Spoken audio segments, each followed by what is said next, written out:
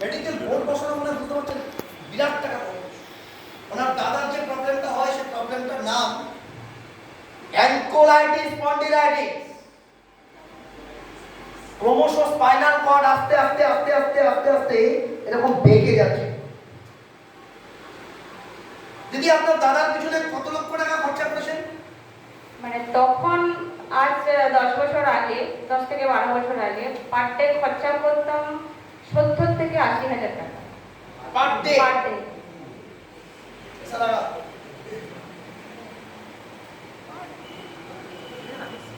But আজকের my life থেকে আপনার দাদা কেমন আছে?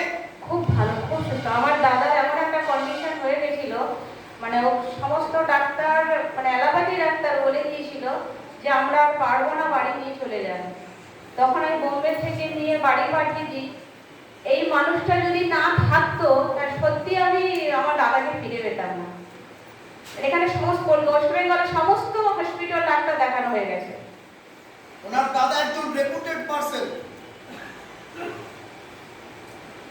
সোনারপুর পৌরসভার সিনিয়র ইঞ্জিনিয়ার, নাম মিস্টার চন্দন কুমার জানা।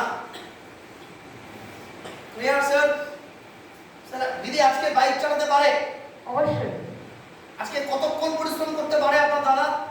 ও তো 24 বলে 24 আওয়ার্সই পরিশ্রম করতে পারবে। এমনকি বসে কাজ করাবো, বাড়িতে কাজ করে, অফিসে কাজ করে। কে সামনে দাঁড়িয়ে আছে দেখুন। এই মানুষটা মানুষের বাড়িতে প্ল্যান শো করতে যায়, আর আপনার আমার মানুষের বাড়িতে প্ল্যান শো করতে যাওয়াটা প্রবলেম। ইগো, একদল পুরুষের রাগ বেশি, নতুন ড্রাইভার ঘটনায় বেশি। এই মানুষটা প্ল্যান শো করতে যাচ্ছে।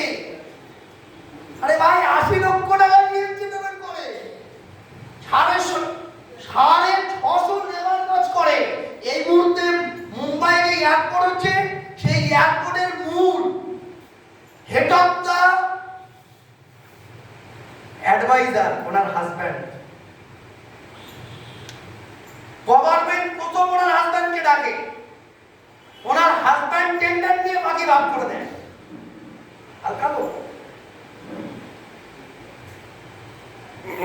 পার্টি 70,000 টাকা খরচা করার ক্ষমতা কার আছে আমি জানি? আমার তো নেই, আমি ফুটে জড়ি না। দিদি আমার ফোন করেছে, উনি ট্রেনে আসছেন। আমি বলি লক্ষ্মীকান্তপুর নাম, আমার গাড়ি যাবে। উনি নামলো। আজকে সকালবেলা মানে আমি যখন বেরোচ্ছি, দিদি ফোন করেছে, স্যার কোথায় আপনি ঘরে আসবেন না? ওনার ফোনটা কাটার পর আমার মিসেস বলছে, জীবনে অনেক মানুষ দেখেছি, মানুষীদের মতো মানুষ দেখিনি। মানুষীদের মতো অন্য কোনো মানুষ হলে তার পা মাটিতে পড়তো না। এনার রুমে যদি ঢোকেন না, রুমটা কয়েক কোটি টাকা ডেকোরেশন করা। মুম্বাইয়ের ফ্ল্যাট, নাগপুরের ফ্ল্যাট, আসামের ফ্ল্যাট। লকডাউনে সোনারপুরে এসে ফিরতে পারেনি, লকডাউন বাড়ি সরে ফিরে। আমি আর মদনবাবু রাত্রিবেলা ওনার দাদা, ওনার হাজব্যান্ড ফোন করেছি।